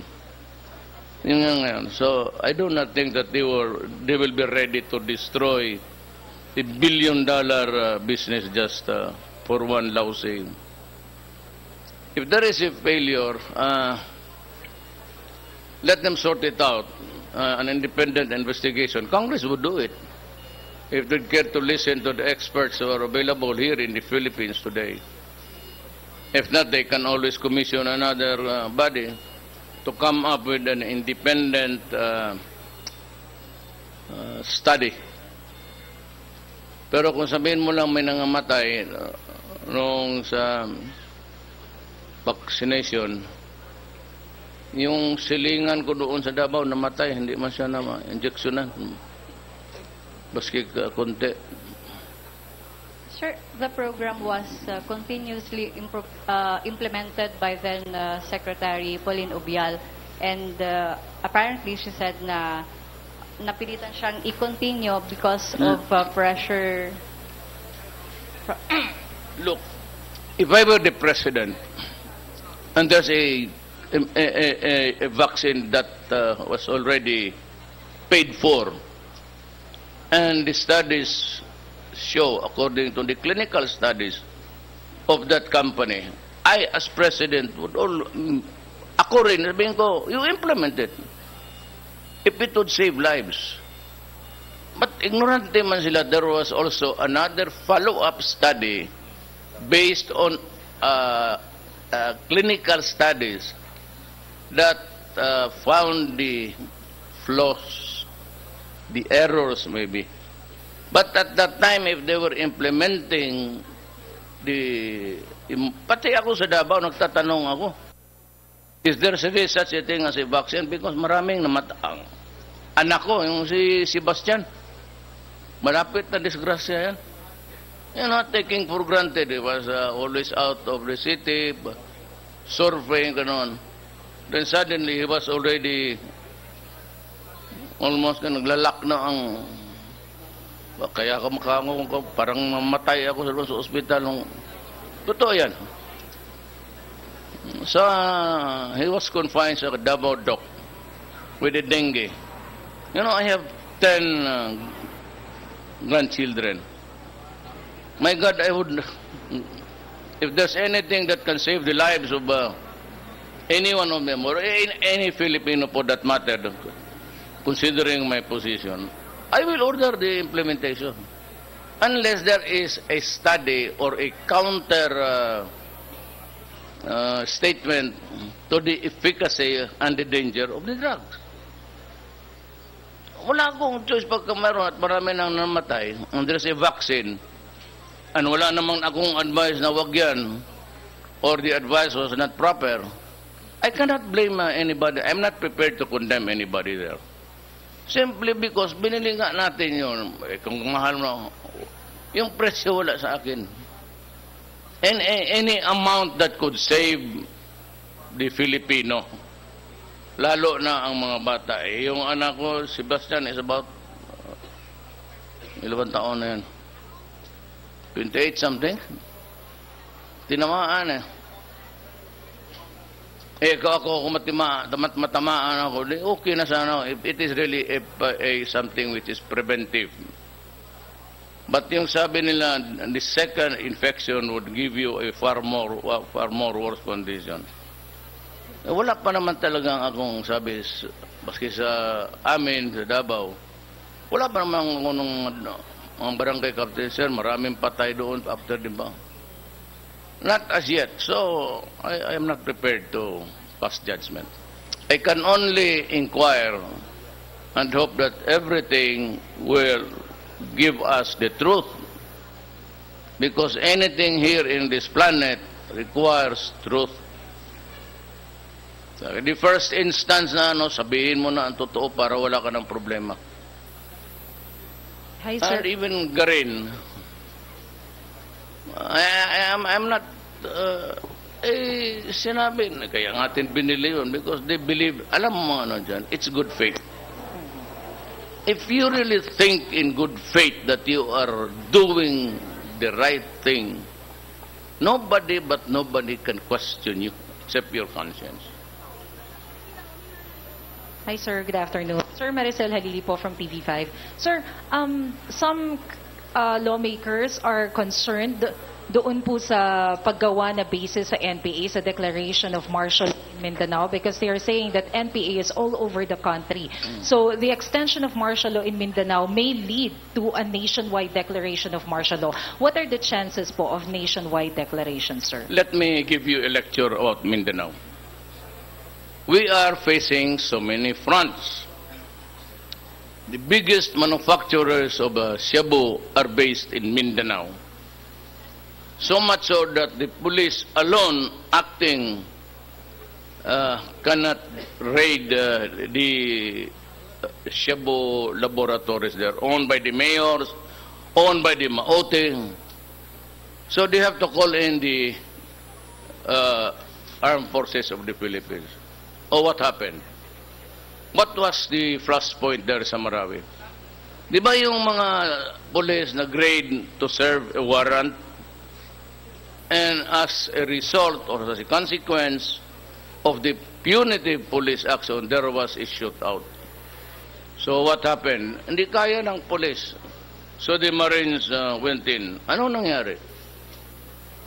From what to was a very simple exercise of serving a warrant of arrest, or a search warrant for that matter, turned out to be a bloody day for us. And I remember going to the airport to be there when the bodies were airlifted doon sa Campo, Villamor, I think. No, ganun kalaki. Droga lang yan, ha? Now, we have terrorism. Ang base nila is Marawi, Mindanao. Maguindanao is, at this moment, I'm sure there is a fighting every day. So I'm losing about, on the average, 3 to 7 soldiers and policemen a day. Diyan sa Maguindanao, bakbakan. At you can call your friends there in the military and they would say there's an engagement somewhere. So meron dyan. It is really an existing one. It is violence being spearheaded by the NPAs and itong mga quest for independence. The raw sector of the MI and MN. Now we are talking not really desperately, but there is a need for me to come up with something. Otherwise, Mindanao will blow apart. Pero sir, how... Why? Because if the MI and MN would declare war and say they're going to revolt, then Mindanao would be opened to all sorts of criminals. And you know, in a war or trouble, your enemy is my friend. So yung nawalaan ngayon ng base, wala silang rason makipag-away because they lost the piece of real estate na hinawakan nila. There's no more landmass to hang on. Magta-travel ng Southeast Asia yan. And remember that they are terrorists. So if you have the terrorists and you have the guys who do not believe that the Philippine government could ever solve the problem, which is territorial, I hope it would not result in a religious conflict. It is not now, but tapos yung droga. How many enemies do you have there? And it's scattered everywhere. In Hulo, they are still continuing with their business of kidnapping people. We are known for that, and it has put to shame our country. Kasi pag hindi nakabayad, I said, niluluglog nila, decapitated in front of the world. So that's one there, the vicious cycle of criminality. Then the Maoti, then you have the remnants of the terrorists. Hindi masyado dito. That is why Mindanao remains to be, I said, powder keg or a flashpoint for trouble. Meaning, sir, no plans for declaring martial law nationwide, only in Mindanao? Well, it is up to the enemies of the state. If sabi ng NPA that they are recruiting in mass numbers and they create trouble and they are armed and about to destroy government, ang gobyerno will not wait until the dying days of its existence. The government can always preempt and prevent that disaster. All right. To what extent, what level of atrocities or attacks, it is not for me to say that. It is for the armed forces and the police.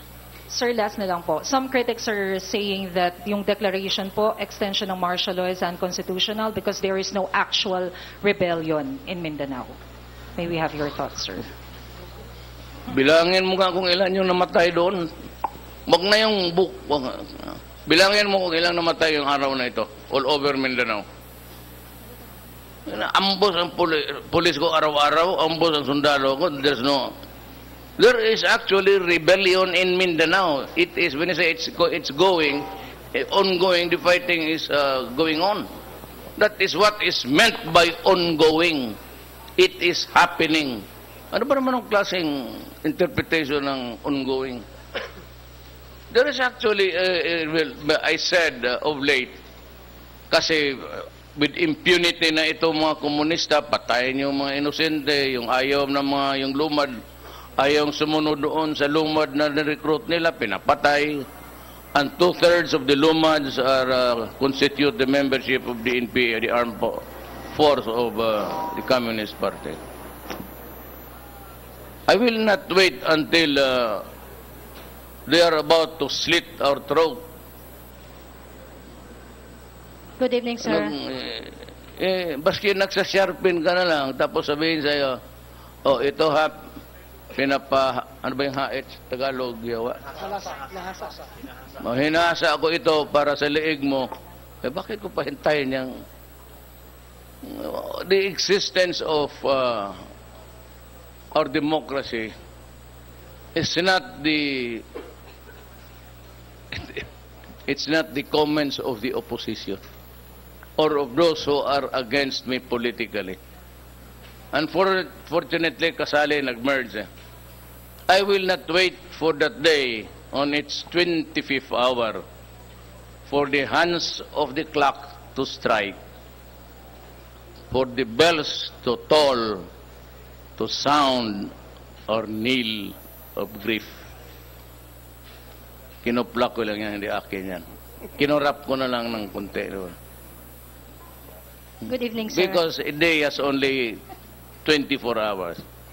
When you say, I will not wait for that day on its 25th hour, so you are dying for the clock to toll, to sound our knell of grief. Hi, sir. I am Tuesday New of DZXL GMA 7. Sir, Christmas Day and New Year is very near. Can you categorically say now that you will not declare a holiday truce? Wala ko. Pag sinabi ng military armed forces na wag yan kasi they will gain grounds. But the only reason is you give an advantage to the enemy. If they take advantage of but lull, and the military which give him the space and the time and motion to move against government forces, maniwala ako sa kanila. Siyempre ako maniwala sa Liberal Party. Would that mean, sir, na there is no chance for our soldiers to come home and be with their families on Christmas Day? May rotation. I said to it that they are rotated periodically so that everybody is afforded a chance to be with their families. Though, unfortunately, some of them will be on the field and cannot be with their families physically. I understand that. I have a family also. But unfortunately for the soldiers, they do not have that kind of luxury. Sir, just on your earlier statement about the possibility of nationwide coverage of martial law, sir, you said when the NPA are mass recruiting and ready to overthrow the government, then you will Again, declare? it's the evaluation, assessment of the... wala ako. Marcelo, okay sa akin. Walang Marcelo, okay mo rin sa akin. Now, what makes it really very dangerous is baka it will reach a level of it could point of no return for everybody. Sir, could you have more concrete parameters for that? No, I will assess and evaluate as the facts come in, or which is my table or the recommendations of the security forces. Sila yung nakaalam kung saan nakapwesto yung kalaban. So, sir, it seems you're more worried about the NPA problem than the terrorists. They're the same. Pushing you The terrorists and the NPA are the same. They kill with impunity and they rob people. Saya mo yung newspaper kahapon or the briefer. Punta sila sa isang nagpulong-pulong pato lahat ng bahay inakyat. kinuha yung mga bagay-bagay after getting something from a company that was operating in that area. Kaya we can never hope to improve the agricultural sector. Yun sila ang nangailangan because of really poverty. And the incidence of hunger and malnourished dyan sa mga bata dyan. Wala nga kasi walang makapunta sa bukid. Pati yung mga luma, they're trying to convert everybody to communism. Ako naman yung mga nomads na just roaming, they transfer from one place to another. Kung naintindihan ninyo ako, kayo sumunod dyan. Magtanong lang ako ng isang bagay. In the last 50 years, tanungin ko kayong mga Pilipino, anong isang ginawa, baski isa lang, katiting lang, ano ang ginawa ng mga teroristang NPA, mga komunista sa buhay ninyo? Sige daw? Bigyan mo ako isang ano lang. Kaya kung meron, i-live ko, Marcelo. Bigyan mo lang akong isang one solid day or 24 hours or even half an hour na pumunta sila ng barangay at may binigay sila ng kabutihan. Except to recruit people to die and to kill and to get the things of the people without their consent. And that is really brigandage or stealing. Or how can you continue branding them as revolutionaries? You must be crazy. Pagpatay ka ng tao, left and right, walang ka silbi-silbi. Kunin mo pa yung mga bagay-bagay nila. Tignan ko, tanongin ko kayo, anong ginawa ng KMU itong mga piston sa buhay ninyo sa Taga-Maynila? Kayong mga di prinsipyo na estudyante, anong binigay ni Season? Season, idol ko yun nung estudyante ako. Anong binigay? Anong binigay niya kung hindi problema sa kapwa-tao niya? May isa ba siyang bagay na gawa? Except to espouse the armed struggle, yan ang ayaw namin sa gobyerno. Even I would assume that I can share some of their horizons. But certainly, you want a change that kill people, Filipinos, hindi mo matanggap. I cannot kill my own countrymen just to, what, change in yung government? From a Republican, you want to change it yung gusto nila? Hindi nga sila manalo-nalo ng eleksyon. Kasi sa Davao, yung mga konsehal na nanalo. O tingnan naman binitawan ko, di lahat talo. And yet, I accommodated them even in the cabinet, hoping that it would improve the quality of our communications. Na masabihan ko, Adre, pwede ba itong ipasa mo? That's why their purpose was there. Gamitan lang to. And I was using them. Ito totoo. O, bayaran ko kayo ng sweldo ganito kalaki. You are with government. You have some powers. But I never surrendered. Yang sa koalisyon, magsali ka dyan sa military. Pati. Kalukuhan yan. In the same manner, sinasabi ko na doon sa autonomous yung Bangsamoro law. There could only be one police period, one soldier period. Down the line yan, isa lang. Wala yung autonomous dyan. You break the chain of command. Yan ang hindi ko ma-surrender, hindi ko maibigay. I'm really sorry. I want to, talk sense with the BBL. But mabuti yung magprangkahan tayo. It is a sovereign power. When it says that there is only one commander-in-chief, one chief of staff, yan ang sundin natin. And they have this power to exercise. Well, they are elected by the people. Kung may magtakbo dyan na isang whatever, it could be a son of a bitch. But if he has the choice of the people, sunod tayong lahat. But if he will just bring to perdition, Ang Pilipino gusto talaga demokrasya. Republican. Meaning to say that since we cannot all together assemble in one place to decide our fate and destiny, we elect representatives and send them to Congress to express our sentiments.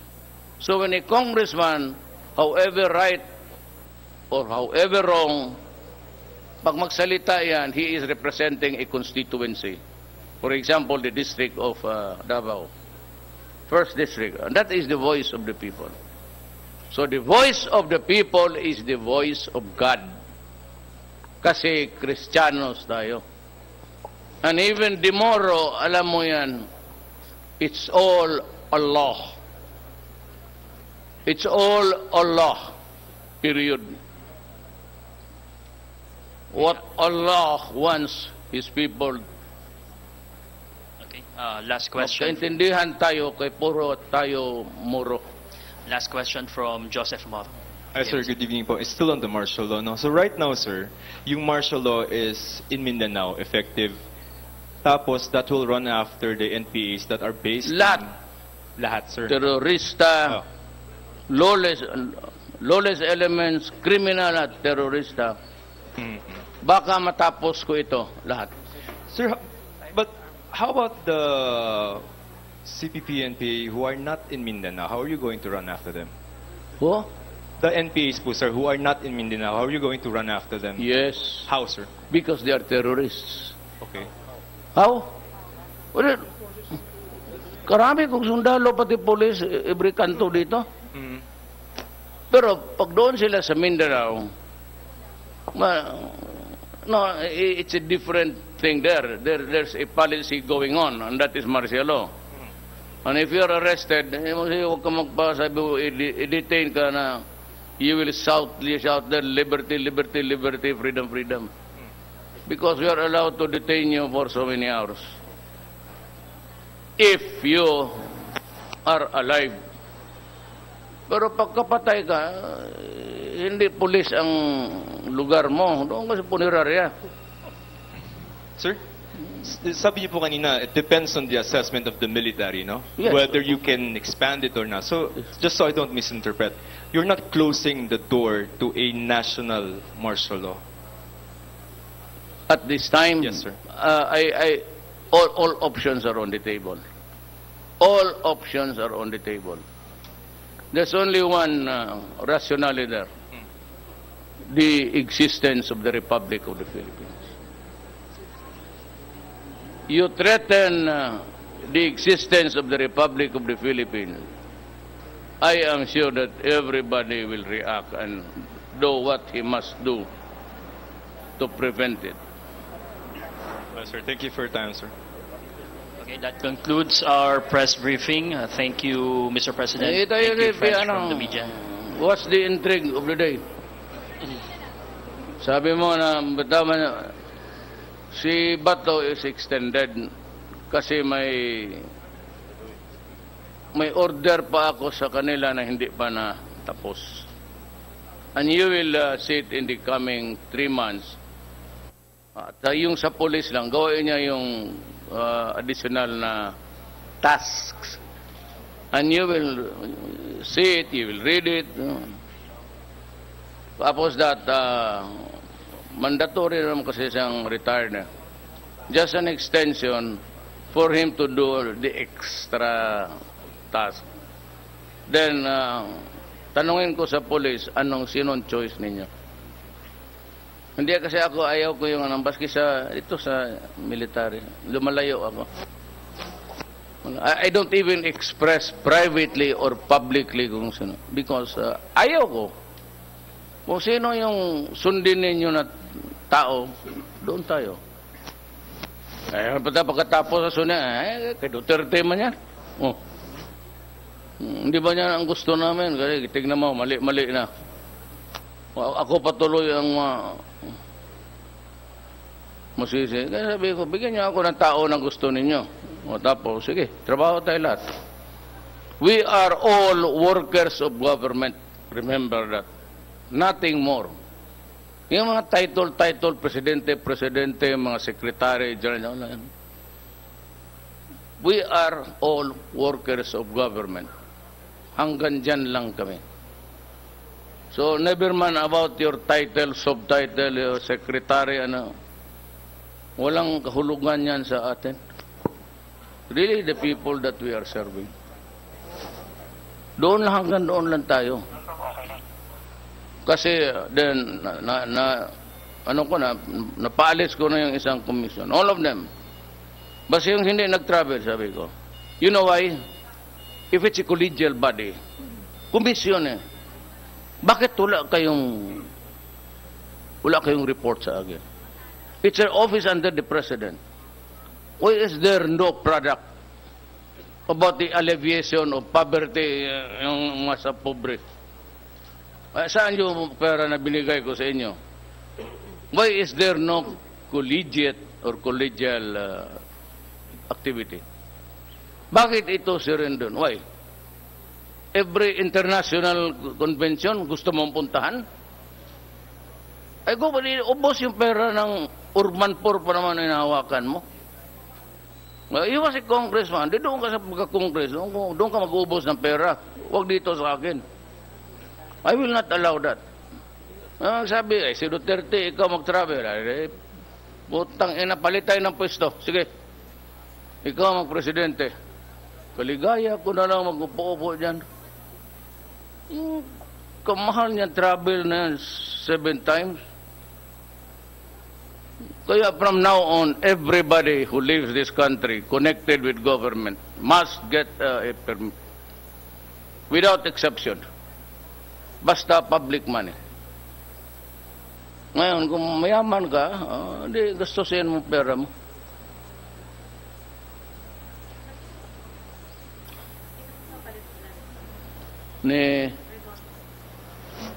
Bigyan mo ako ng pobre. Totoo, ikaw mag-recommend. In public, I'll tell you. Yeah, look for somebody who comes from the poor community na may utak. Sige, ikaw ang bigyan ko. I expect, huwag kang magalit. I'm not joking. Kayo ang mamili. Sige, bigyan mo ako ng tao na pobre, nakaintindi ng pobre at pobre yung buhay niya. But who has the brain to do it, and I will appoint him tomorrow. Okay. Thank you, Mr. President. Thank you, friends from the media. Good evening. Alright mga kasama, balikan natin si Radyo Mandeo de Guzman. Radyo Mandeo. Yes, Radyo Manjane, yun nga yung ambush interview kay Pangulong Rodrigo Duterte matapos yung kanyang dinaluhang event, yung demilitarization ng mga armas na nakuha ng militar sa Marawi City. Sinabi ni Pangulong Duterte na i-extend niya ng 2 hanggang 3 buwan itong si Philippine National Police Chief, Director General Ronald Bato de la Rosa bilang PNP Chief bago ito ipwesto sa Bureau of Corrections o sa BOC. Paliwanag ni Pangulong Duterte, meron pa mga proyekto na kailangan dapat gawin bago pa matapos yung tour of duty ni General Bato sa PNP. At pinaubayan naman ni Pangulong Duterte doon sa PNP Board of Generals o sa PNP kung sino ang irerekomenda nito na papalit dito kay General Ronald Bato de la Rosa. At sa issue naman ng DZXL, sinabi ng Pangulo na hahayaan na lang niya ang mga ginagawang investigasyon sa nasabing issue at naniniwala siya niya na hindi isusugal ng Sanofi Pasteur ang kanilang pangalan at bilyong dolyar na kumpanya kung o dahil lamang sa dengue vaccine o sa isang anti-dengue vaccine. Walaan niya siyang sinisisi sa anti-dengue vaccine dahil bilang presidente ay gagawin din niya ang lahat para lang maligtas ang kabataan sa sakit na dengue. Inamin din ng Pangulo Duterte na naman ay siya rin ay nagkaroon ng sakit na dengue. Sinabi ng Pangulo na dapat lang ay lumabas ang katotohanan dahil ito ang pinakamahalagang usapin. Good faith anyang issue dito dahil kung iniisip ng mga nakaraang opisyal ng Department of Health na maganda ang kanilang ginagawa ay wala nang mangyayari pa o wala nang magagawa para dito. Sa NPA naman ay tinanong kung mayroon pang option si Pangulong Duterte na magdeklara ng national martial law. Ang sinabi ng Pangulo ay all options are on the table. Ito sinasabi ng Pangulo kung pag-uusapan ay pagpapatupad ng martial law sa buong bansa, pero ito anya ay didepende doon sa magiging assessment o rekomendasyon ng Armed Forces of the Philippines. at kung saan ay aabangan niya ito. Pareho lang anyan ng NPA o ng mga terorista ang NPA dahil wala din itong mga ginagawang mabuti sa bayan at hindi dapat anya revolutionaries ang itawag sa mga ito dahil sa pagpatay na ginagawa ng mga ito sa sibilyan pati na rin sa puwersa ng pamahalaan. Binanatan din naman ni Pangulong Duterte yung mga nagsasabi na wala namang rebelyon na nangyayari ngayon sa Mindanao kaya hindi dapat i-extend ang martial law sa Mindanao na 1 taon. Ayon kay Pangulong Duterte, ongoing ang rebellion sa Mindanao kaya mali ang kanyang mga kritiko na kumukontra sa pagpapalawig ng martial law sa Mindanao. At doon naman sa holiday truce o yung ceasefire na usually na ipinatutupad ng gobyerno sa NPA kapag holiday season ay sinabi ng Pangulo parang lumalabas doon sa kanyang pahayag ay wala siya nakikitang dahilan para magdeklara ng suspension of military operation laban sa mga teroristang NPA dahil ayon sa Pangulo ay magkakaroon lang ng pagkakataon ng NPA na magpalakas at mag-recruit habang hindi nakikipagbakbakan sa militar. Meron naman anyang rotation doon sa mga sundalo kaya nagsasoro ito, sabi ng Pangulo, pasensya na doon sa mga sundalo na mag-duty sa araw ng Pasko pero ito anya ay magkakaroon naman ng rotation para doon sa iba pero talagang trabaho lang muna yung kanilang gagawin sa mga oras na iyon. Sa bandang huli ay binanatan din naman ulit ni Pangulong Duterte ang TUCP o ang Presidential Commission for the Urban Poor o PCUP kung saan sinabi ng Pangulo yung kanyang mga sinibak doon na mga opisyal, partikular ang chairman ng PCUP na si Chairman Terry Ridon dahil doon sa nangyaring pagbiyahe ng mga opisyal ng PCUP na pagkadami-dami simula na sila ay ma-appoint ay sabi ng Pangulo lahat ng biyahe ng mga taga-gobyerno na pondo ng pamahalaan ang ginagamit ay dapat kumuha sa kanya ng permit.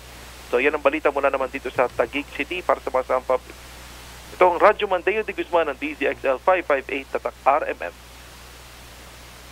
Maraming salamat, Radyo Mandeo de Guzman. Samantala mga kasama ay sinailalim na po sa Storm Signal number 1 ang lalawigan ng Eastern Samar. Ayon sa Pag-asa, bahagyang nagbago ng direksyon ang bagyong Urduha habang papalapit sa bahagi ng Sorsogon at Hilagang Samar. Huling namataan ng bagyo sa layong 395 kilometers silangan ng Giwan, Eastern Samar kung saan taglay po nito ang lakas ng hanging aabot sa 55 kilometers per hour at pagbugsong 65 kilometers per hour. Inaasang kikilos ang bagyo sa direksyong Hilagang Kanluran sa bilis na 7 kilometers per hour. Biyernes ng gabi o Sabado ng umaga inaasahang maglalandfall sa Eastern Visayas ang Tropical Depression Urduha. Bukod po sa bagyo, magdadala rin ng kalat-kalat na mga pag-ulan at thunderstorm ang tail end of cold front sa buong Kabisayaan at Bicol Region. Uulanin din ang Mimaropa, Cavite, Laguna, Batangas at Rizal habang mahinang pag-ulan ang mararanasan sa Metro Manila, Cagayan Valley, Cordillera at Central Luzon.